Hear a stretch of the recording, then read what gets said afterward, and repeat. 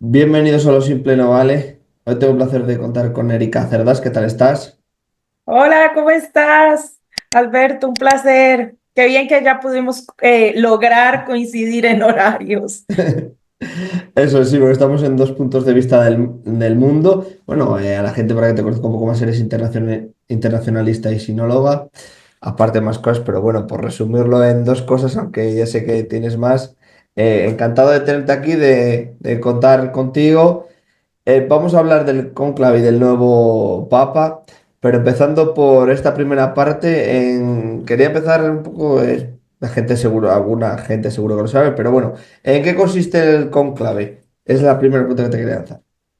Perfecto, no, y creo que es como por donde deberíamos de empezar, más que todo, porque digamos, después de la muerte del Papa Francisco ha sido lo que hemos escuchado, o sea, tenemos como más de que 15 días de estar escuchando que el cónclave, que el cónclave, que el cónclave, entonces, pues una muy buena manera de iniciar.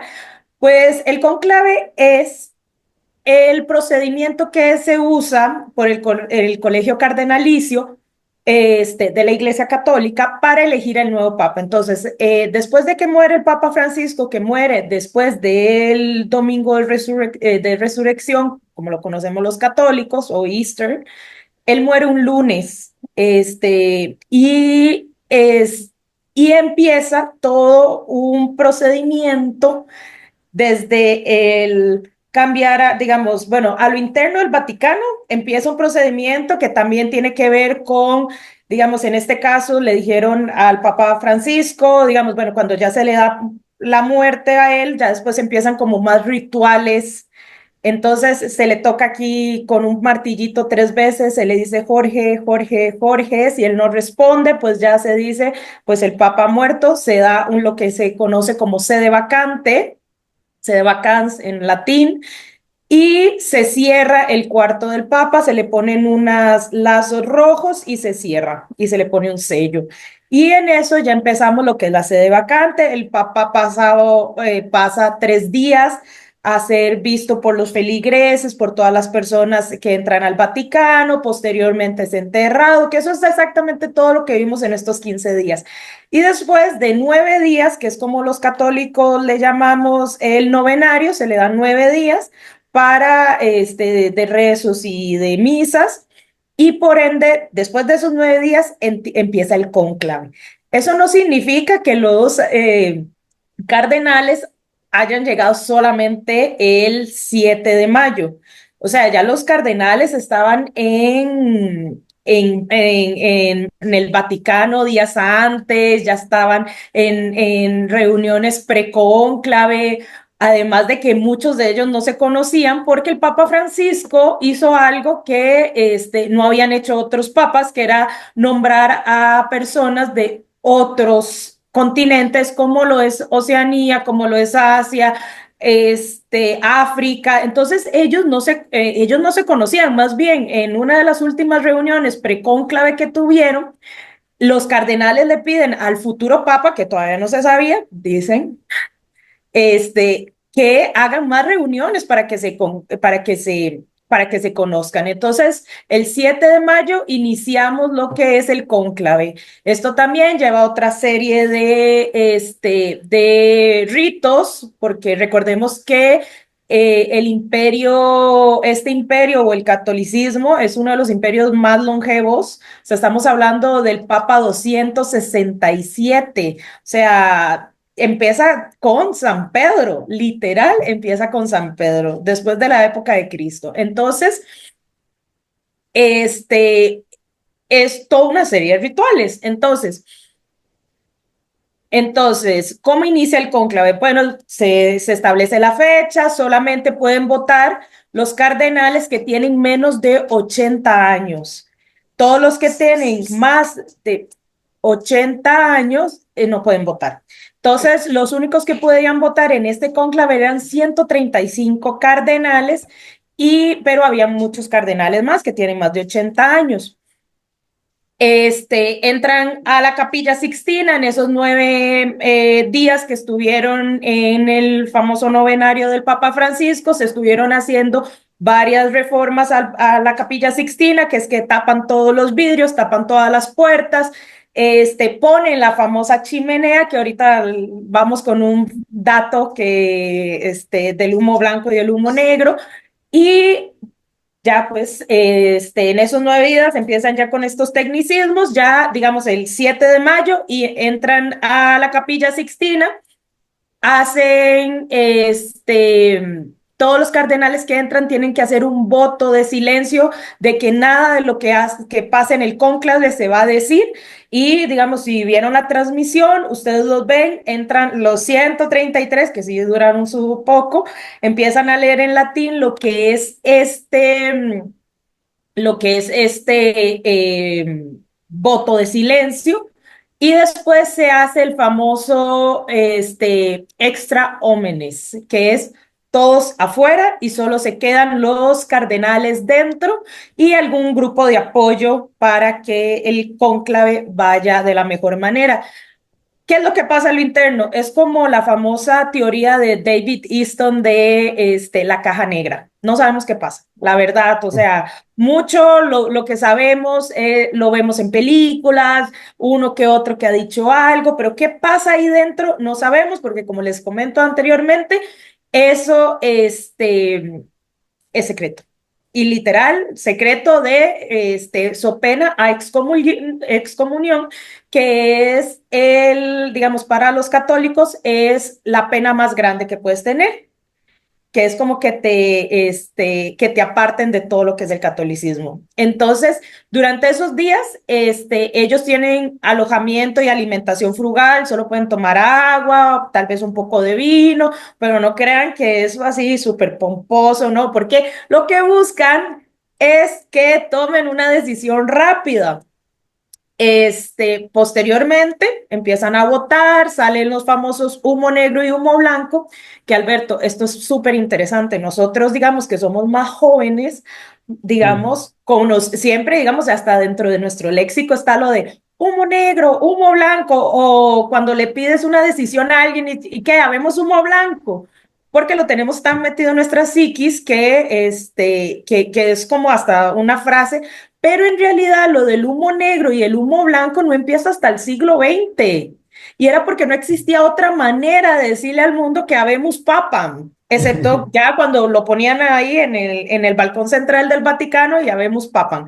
O sea, pero eso no existía. Entonces, que tengamos claro que eso ya es algo más reciente. El humo blanco, ahora son como unos tanquecitos, se utilizan unos tanques, uno saca humo blanco y otro humo negro, ya no tiene mucha ciencia, pero en su momento, para el humo blanco se utilizaba paja húmeda con algunos productos químicos y además las boletas. Entonces, quien nos diga, tal tuvo tantos votos, tal tuvo tantos votos, es mentira, porque todos los votos los queman.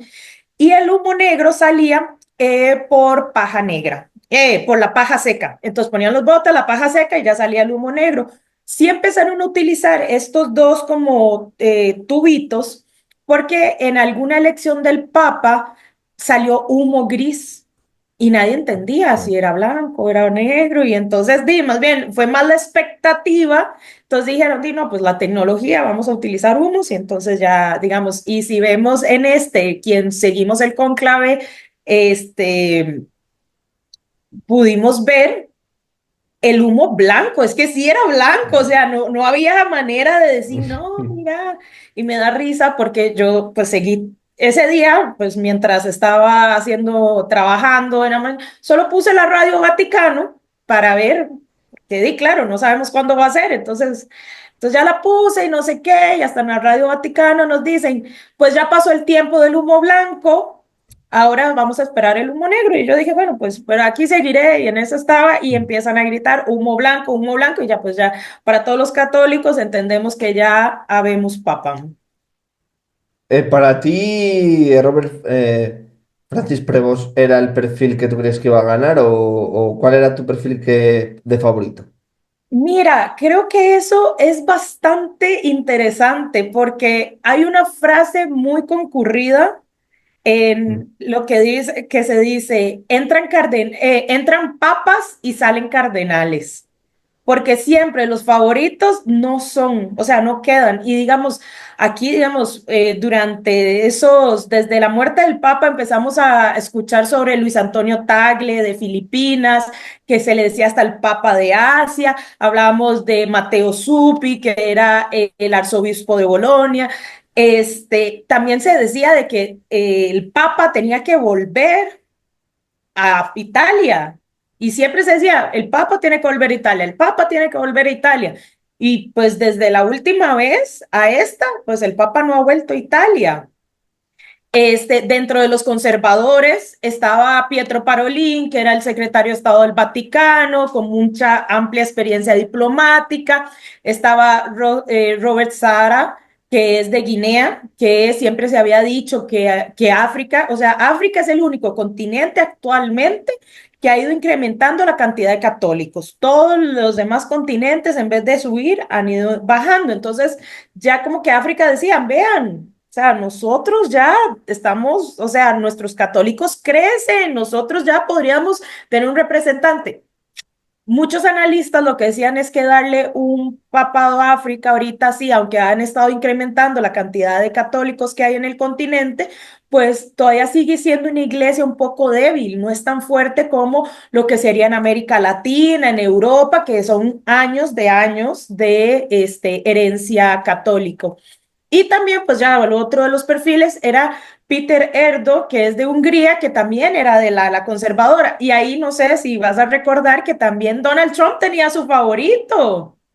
Entonces, y digamos que este juego de poder, porque no podemos olvidar que el Papa es una figura dual, no es solamente el líder eclesiástico de una iglesia, pero también es el jefe de Estado del Estado más pequeño del mundo, pero sigue siendo un jefe de Estado. Entonces, aquí es donde, y ahí vamos a hacer una unpopular opinion, donde el César y Dios son la misma cosa, porque recordemos la frase de al César lo que es del César, Dios lo que es de Dios. No, pues aquí César y Dios, lo mismo. Obviamente, esta dualidad. Más allá de eso, también recordar que se decía un papá, y vamos a decir la palabra, gringo, como lo decimos de este lado del mundo y creo que de todo el lado, siempre decíamos, Sí. un papa gringo, jamás, porque tal vez no teníamos a Prevost como una posible, o sea, o sea, ustedes saben que aquí alguien se muere y empiezan las apuestas y Parolín, Tagle, eran los super favoritos. Entonces, un papa gringo no era una opción, no lo veíamos. Ya después, digamos, cuando dicen Prevost, yo tuve que irme a buscar quién era porque no lo tenía. Y entonces ya empiezo a leer un poco más y habían noticias que sí lo decían, mira, es papable, que no sé qué. ¿Por qué? Porque no lo veíamos, porque el perfil de Prevost es muy diferente a un Papa Francisco. Prevost no es tanto de estar o sea, no es tanto de estar en los medios, no es tanto o sea, venimos de un Papa que le encantaba, o sea, más también por su personalidad, algunas características del ser argentino, que le encantaban los medios, estaba siempre ahí, lo escuchabas hablar siempre, tenía opiniones sobre todo, porque era un político muy, o sea, aunque no querramos ver a los papas como políticos, no hay que olvidar que son políticos. Al final, los seres humanos nos regimos por juegos de poder. Entonces el Papa Francisco era sumamente, político y tenía siempre opiniones, siempre estaba en foros, mientras que él, Robert Francis, empecemos un poco a hablar de un poco de su currículum, Sí. tiene 69 años, por cierto, esperemos un papado bastante largo, unos Mm. 20 años. Nacido en Chicago con doble nacionalidad, es estadounidense y es peruano, porque él decidió hacerse peruano por 40 años que vivió siendo misionero en Perú. Y más bien, una de las grandes sorpresas que tuvimos el mundo fue que él, en vez de hablar inglés, primero habla italiano, acepta unas pequeñas palabras y después habla en español. Y pues le mando un saludo a su obispado allá en Perú, pero no habla inglés. O sea, entonces Mm. fue interesante para Sí, los que hablamos español y más los que estamos de este lado del continente, este, pues fue una bonita sorpresa. Él es agustiniano, misionero, como les había comentado. Tuvo una carrera meteorítica, así súper ascendente muy rápida. rápido. Mm. Sí, o sea, él fue nombrado cardenal en el 2023, mientras que yo creo que ahí habían muchos que tenían haciendo fila por años de años, ¿verdad? Sí. Este es políglota, habla español, su madre es de descendencia española, también francesa, es inmigrante, también de familia inmigrante. Este, es experto en derecho canónico, es agustiniano y matemático. No, no hay nada más. Yo siento que cuando uno es experto en matemáticas, y no, pues ese no es mi área de expertise, pero la matemática es muy science-based, o sea, es muy dada a la ciencia. Entonces, ser pues matemático y ser religioso, pues tiene que tener una dualidad bastante interesante entre creer bien en la ciencia, en lo que dicen los números, y después creer en, en lo que es la religión. Digamos, cuando ya dan su anuncio, él dice, mi nombre va a ser León 14, que es gracias a León 13. O sea, él dice que él se pone este nombre en honor a León 13, que es un papa que va a ser un papa pre-guerras mundiales. Él va a estar entre 1873 a 1903 y es el creador de la Rerum Novarum, que eso es creo que uno de las encíclicas papales más conocidas, que se da después de la revolución industrial. ¿Por qué? Porque en la revolución industrial se daban muchos abusos de poder, cosa que si yo hago un análisis a lo interno, pues no estamos muy largo de eso. O sea, otras volvimos a horas extenuantes de trabajos, o sea, aunque los países, y me voy a referir más a Europa, han ido bajando la cantidad de horas laborales, pues aquí en América Latina, en vez de bajarlas, las subimos, o sea, entre esos, y podemos ver estadísticas de la OCDE, ¿verdad? Donde México y Costa Rica son los países que más trabajan. Este, digamos, la ley costarricense establece 48 horas máximas de trabajo, o Ostras. sea, es muchísimo. Y México, Mm. aunque establezca lo contrario, pues trabajan y son estadísticas. Entonces, y ya hay muchos estudios que establecen que la productividad y las horas laborales no van de la mano.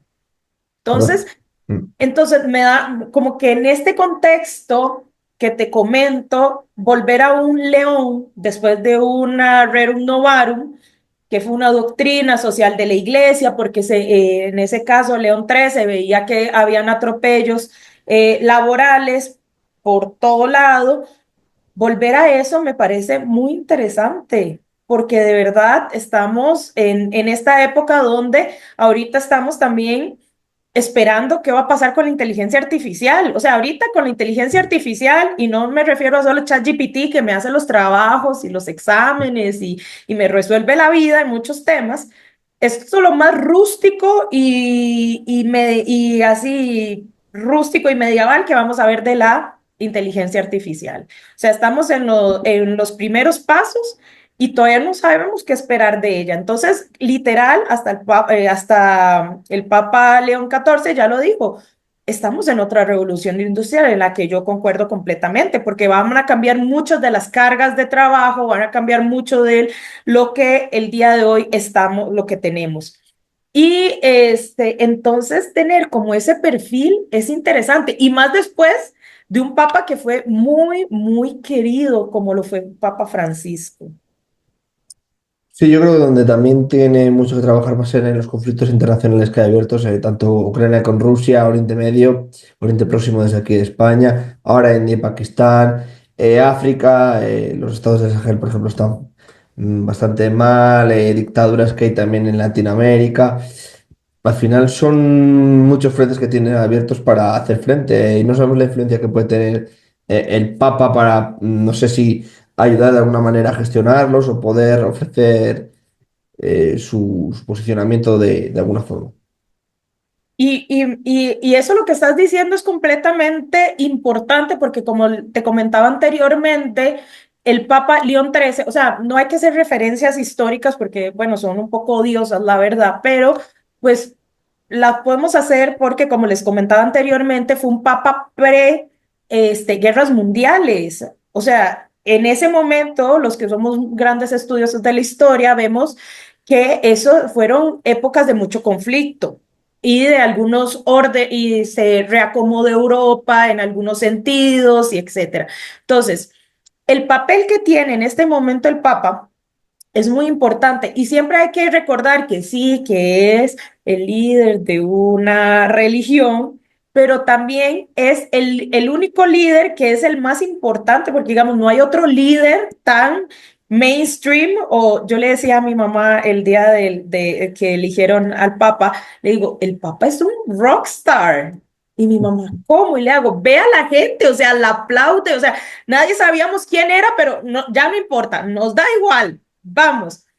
¿Por qué? Entonces, es interesante porque de verdad lo seguimos. O sea, además de ser un líder, recordemos volver a esta dualidad de funciones que él tiene, que también es un líder, es un jefe de Estado. Y, digamos, el Vaticano como Estado ha sido, o sea, primero es ampliamente conocido el soft power que tiene, o sea, ese poder blando. No, no tienen ejército, o sea, más allá de la Guardia Suiza, pero eso es más que todo protocolaria, no, no tiene mayor este, ámbito de acción, pero es un soft power, un poder blando, como le decimos en las relaciones internacionales, se dedican completamente a la diplomacia.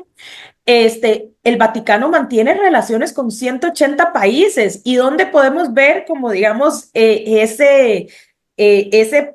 relaciones bilaterales. Todos los países que tenemos relaciones con el Vaticano, existe el nuncio.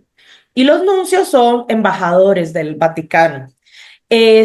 Además, el Vaticano es un observador permanente en la ONU, que ya, pues ya, si nos queremos ir de que sí que la ONU funciona, yo creo que ese es enano de otro cuento y pues, pero es observador internacional de la ONU, además siempre ha mantenido una red diplomática activa, digamos, y siempre ha mediado en conflictos, o sea, la guerra entre Argentina y Chile en 1978 fue mediador el Papa, perdón, ya no es Papa, el Santo Juan Pablo II.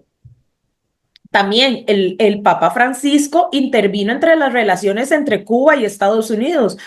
Entonces, como les digo, no es solamente una figura eclesiástica, católica, religiosa. Sí, digamos, dentro de sus discursos, digamos, vamos a escuchar que el Papa siempre va a decir, me fui, oré, medité, hice, hablé con Dios, porque pues es como el perfil, ya viene dentro del paquete, ya es de cajón, pero también tienen que tener relaciones y hay que siempre recordar eso.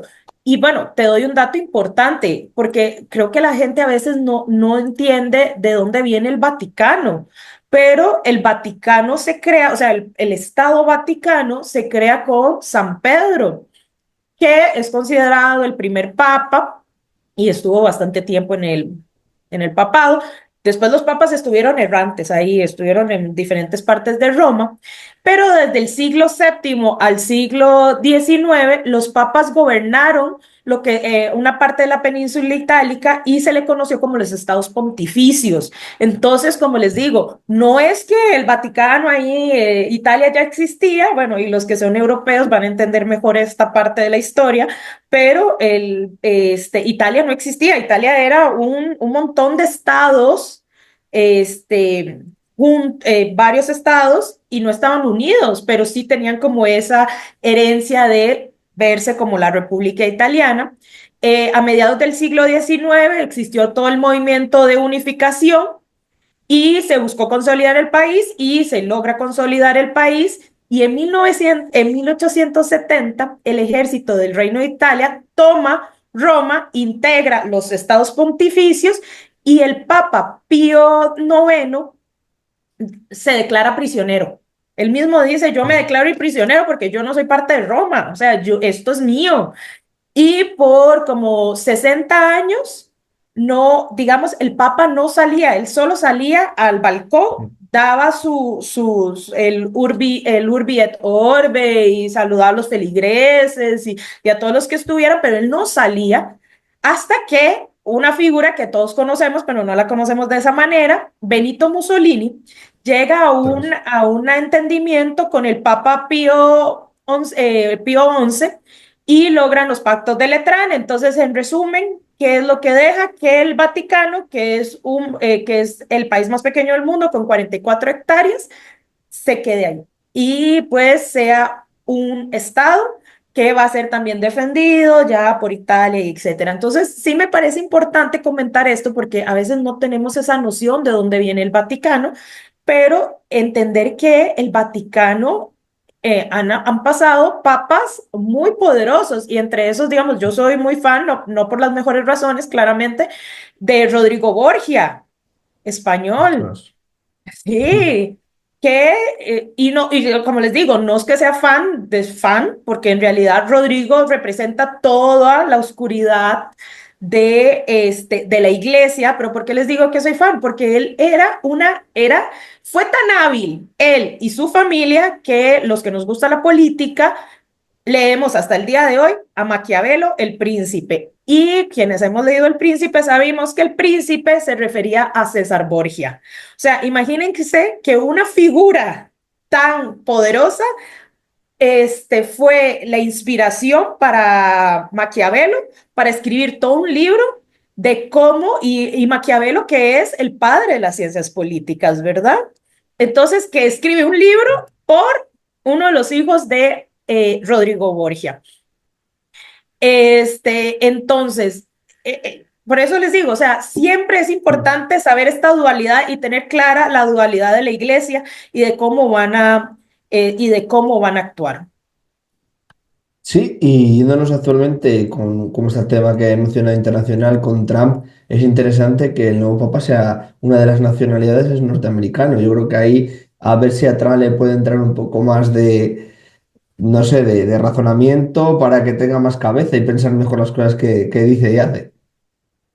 Mira, es súper importante lo que estás diciendo, aunque Mm. creo que lo que hemos dicho es bastante interesante a lo largo Sí, de esta conversación que hemos tenido, pero Trump, bueno, yo creo que nunca he visto un desfile tan hipócrita en mi vida como la muerte el funeral del Papa Francisco. ¿Y por qué digo esto? Eh, Porque el Papa Francisco fue muy crítico ante las guerras, muy crítico ante la migración y estos planes migratorios que ha tenido Estados Unidos, pero sumamente crítico, o sea, tan crítico que él le dejó una carta escrita a sus cardenales en Estados Unidos diciéndole, paren eso, o sea, hagan lo que, o sea, les recordamos que Jesús fue migrante. O sea, así de serio el tema, pues sus cardenales no hicieron mayor cosa, pero ahí vimos a Donald Trump, ya dijo que va a ir a a la primera misa de León XIV, vimos a los jefes de Estado también, Netanyahu dio un sentido pésame cuando el Papa Francisco fue muy claro con todo lo que está pasando en Gaza. O sea, ya seamos de un lado u otro, él fue muy crítico de lo que estaba sucediendo en Gaza. También Putin dio todo una y lamentamos y es como, o sea, dirían los mexicanos, güey, o sea, también ha sido crítico con la guerra entre Rusia y Ucrania, Zelensky también, o sea, como les digo, al final del día, pues todo es importante, digamos, en política, y al final esto es político, en política las acciones también cuentan, no solo las palabras, las acciones también cuentan. Y entonces, ¿qué le toca a León XIV? Cuando también es crítico de la migración. O sea, siendo cardenal Prevost, él es ampliamente conocido en ex, antes Twitter, y era muy crítico ante los temas de migración y de las políticas de Donald Trump contra la migración. Y ahí están, o sea, porque cuando uno publica algo, que siempre nos recordemos que cuando uno publica algo siempre va a quedar ahí. Entonces, Mm. el cardenal, y ahí todo el mundo, pues no ha borrado nada, ¿verdad? Él lo hizo como cardenal y pues ahora, pues siempre nuestros pasados, nuestros demonios, nuestros fantasmas del pasado siempre nos persiguen. Pero, ¿qué entendemos con esto? Que ahorita él va a ser ampliamente otra vez crítico con el tema de las migraciones, porque digamos, de esta parte del mundo, la migración que viene de los estados del cono sur hacia Estados Unidos, pero Europa también tiene toda una migración de Medio De África. Oriente, de África, o sea, la migración existe y, y es un tema que está latente en nuestras agendas, en la agenda mundial. Y pues le tocará también a León 13 y digamos, hoy estaba viendo antes de estar con vos acá, estaba viendo un pequeño análisis que decía de que la relación entre Trump y el Papa no va a ser la mejor. O sea, cuando escogen al cardenal Prevost como Papa, ahora León XIV, Trump sale diciendo, wow, sí, nosotros los gringos ya pusimos, pero que recuerde que a veces el Papa, digamos, de este lado del mundo decimos, el Papa también es latinoamericano, porque él Mm. escogió conscientemente ser latinoamericano. Entonces, y además, en su primer anuncio al mundo, que yo creo que, me imagino que cuando uno, después del conclave, le hacen la pregunta que si él quiere ser el sumo pontífice. Tal vez esa parte la omití antes y ellos tienen que aceptar o denegar. Como les digo, ¿qué pasa adentro? No sabemos, pero sí sabemos de que se les consulta, aceptan, después pasan al Salón de las Lágrimas y en el Salón de las Lágrimas se llama así porque normalmente entienden el peso que les acaba de caer y empiezan a llorar. Posteriormente pasan de eso y les ponen las túnicas y las todo. Entonces, yo me imagino, y cuando uno ve las primeras imágenes del cardenal, papá, es que todavía la dualidad, es él sale y le da como, o sea, usted lo ve que aguanta las lágrimas, el mundo, o sea, como les digo, es un rockstar, entonces la gente le empieza a gritar desde la Plaza de San Pedro, empiezan a gritar, pero él con las lágrimas así, y digo, sí, pues esto es lo que me toca y ahora, y como les digo, va a ser, esperemos en Dios, que sea un pontificado largo, Mm. pero no solo le toca lidiar con una iglesia un poco quebrada, sino también con líderes mundiales donde el populismo ha ido incrementando, donde las Correcto. derechas cada vez son más importantes en el juego internacional, este, donde tenemos personajes que cada vez incendian más la política internacional, como son Bukele, Milei, pues en Francia alemán, o sea, partidos en España como Vox, que son de extrema derecha. Entonces, y donde digamos en Alemania, los conservadores, que han sido muy conservadores, que ya no están aceptando tan fácilmente el tema de la migración, pues es un tema en la agenda. Sí, al final los dos extremos, tanto la extrema izquierda como la extrema derecha, son un hándicap ahora en la actualidad donde es difícil lidiar con ambas partes. Completamente, y donde el discurso populista gana más contra lo que estamos viendo, o sea, y creo que todo el mundo está viviendo de estos discursos un poco populistas aquí en Costa Rica, que normalmente hemos sido catalogados en New York Times como las elecciones más aburridas de América Latina, porque en realidad gane A o gane B o C o Y, da igual porque el país va a quedar digamos, no va a haber mayor cosa, pero no es lo mismo cuando ganó Milei. Mm. pero esos discursos incendiarios, esos discursos que ya van, o sea, que van en contra un poco de lo establecido, de que son discursos anti-establishment, que muchos de ellos llevan odio al final y por la parte de atrás llevan muchísimo odio. Entonces, en vez de unirnos, porque además, como les decía, el Papa Francisco, él era de un tema, él hablaba de una iglesia sinodal. ¿Qué significa esto? La sinodalidad, donde todos, y así lo decía él, ¿qué es la iglesia? Todos. O sea, no es solamente que digamos, siempre utilizamos a Finlandia como un ejemplo de lo que hay que hacer, entonces que no, o sea, que estén los de Finlandia y por Haití esté por otro lado, o sea, somos todos. ¿Por qué? Porque al final lo que busca la iglesia, más allá de un tema religioso, son, yo siempre lo digo, a las personas que no digamos, que nos están escuchando y no, que no sean tan religiosos, tenemos que verlo más como unas doctrinas humanas, o sea, tenemos que verlo más como unas doctrinas de comportamiento. Y si uno lee la Biblia, lo que te enseña, más allá que sí, el mensaje, bla, bla, bla, es cómo comportarnos y ser amables y comportarnos bien y tener un buen trato y la fraternidad y siempre ayudar al prójimo y ser respetuosos, tolerantes, porque volvemos al punto, Jesucristo era un inmigrante.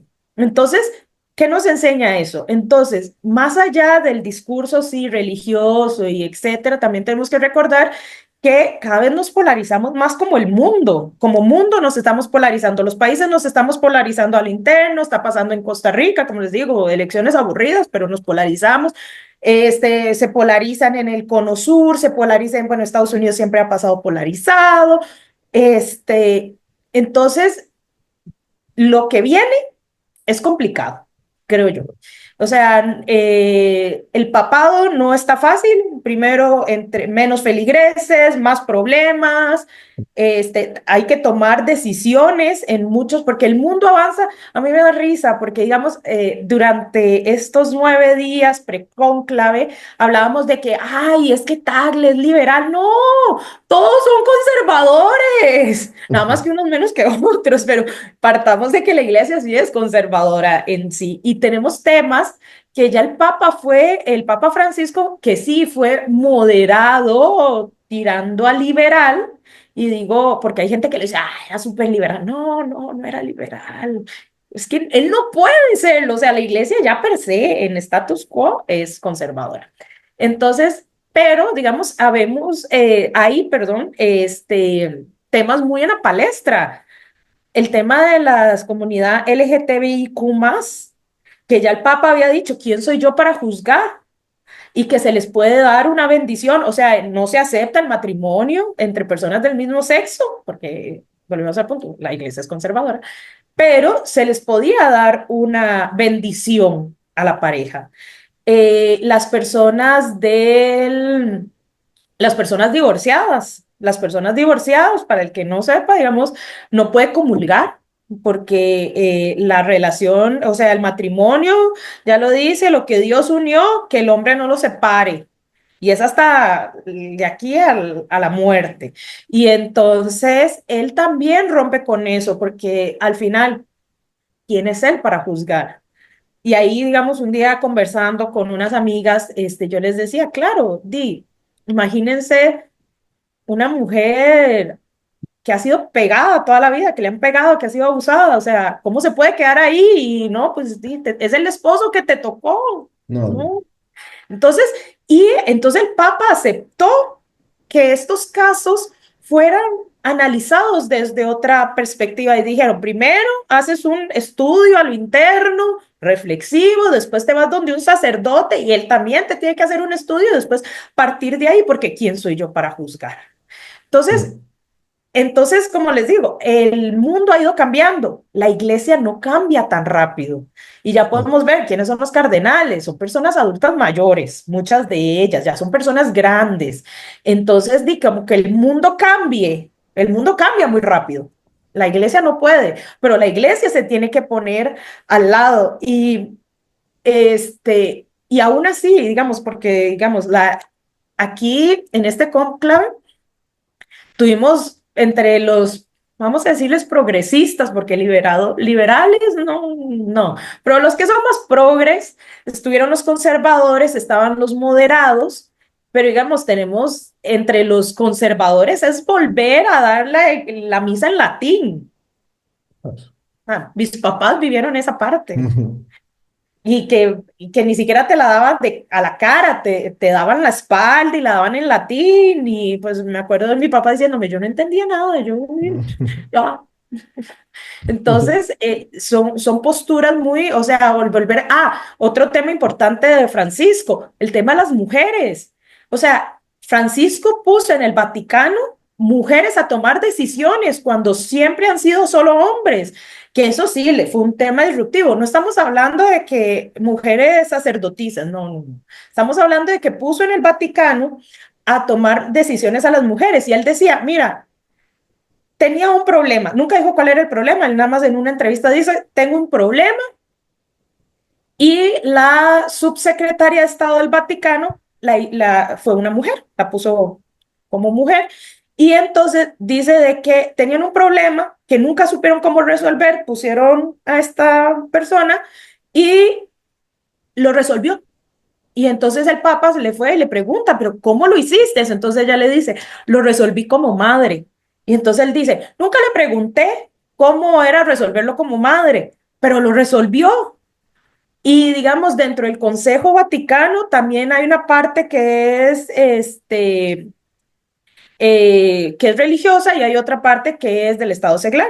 Y entonces de esos eran 5 y siempre habían sido hombres y esta vez solo puso 4 mujeres y a un hombre. Entonces hay personas dentro del Vaticano, dentro de los cardenales que veían que esto era, o sea, ¿cómo están dejando a las mujeres tomar decisiones? Pues sí, desde hace mucho ya estaba pasando, pero bueno, qué bien que se están enterando ahorita. Bueno, Erika, no sé si quieres añadir alguna cosa más. Si no, yo creo que hemos dado, bueno, lo has contado muy bien, el cónclave, hemos hablado del nuevo Papa León XIV, hemos hablado un poco también de que tiene algunos aspectos que tienen que afrontar. Y si quieres, en una futura conversación podemos seguir hablando o también de otros temas donde eres experta, ¿vale? Vale, más bien, muchísimas gracias, Alberto, por tu tiempo. Me la pasé increíble y de verdad espero que hayan entendido mucho mejor todos estos últimos 15 días que hemos estado escuchando día tras día el cónclave, el cónclave, el cónclave. Yo creo que sí, así que muchísimas gracias y un fuerte abrazo. Ya está, ¿vale, Erika?